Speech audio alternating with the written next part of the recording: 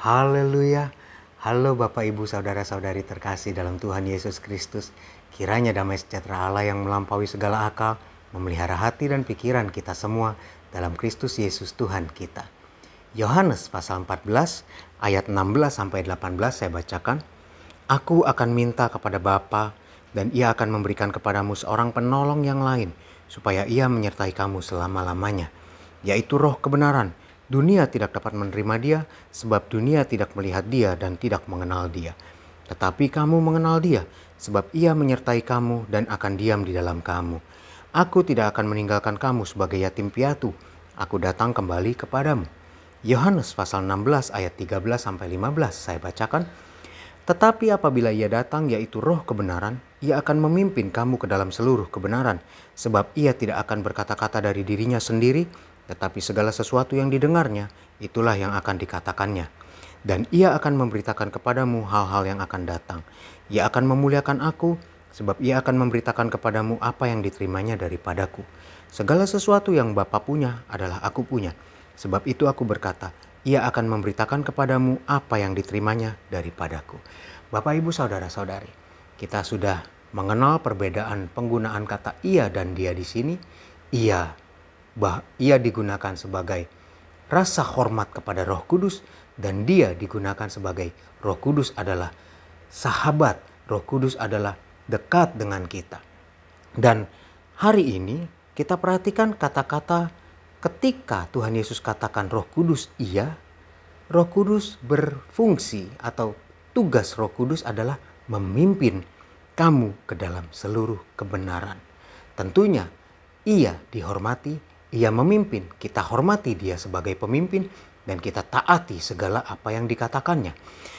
Tetapi ketika Tuhan Yesus gunakan kata Dia, fungsi atau tugas Roh Kudus adalah penolong yang lain. Menolong, menyertai, diam di dalam. Kita perhatikan bahwa ketika Tuhan Yesus menggunakan kata-kata ini dengan cermat, penggunaannya sesuai dengan tugas yang dikerjakan. Jadi ketika Roh Kudus sedang memimpin kita, mari kita hormati, taati kepemimpinannya. Tetapi ketika Dia dalam keadaan dekat, Dia menolong kita, disinilah kita juga menyayangi Dia, nikmati rasa nyamannya, hargai pertolongannya. Jangan jadikan Dia pembantu, pemadam kebakaran. Oh, Dia dekat. Tugas penolong ini adalah ketika saya bikin kesalahan, Dia yang tolong saya, yang menyelesaikan atau memperbaiki segala kesalahan saya. Itu namanya dekat yang memanfaatkan.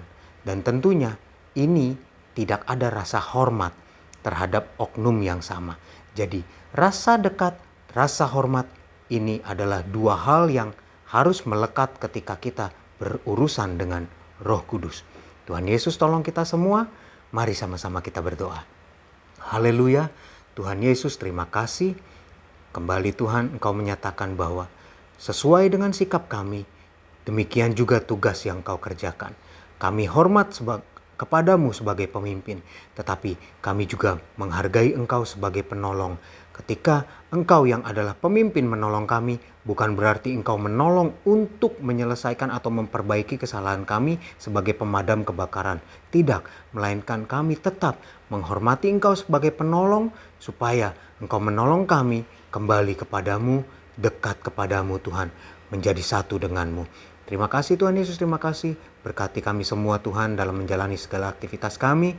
Tuhan tolong, jaga lindungi, berikan kesehatan kekuatan, jauhkan dari segala kecelakaan mara bahaya sakit penyakit.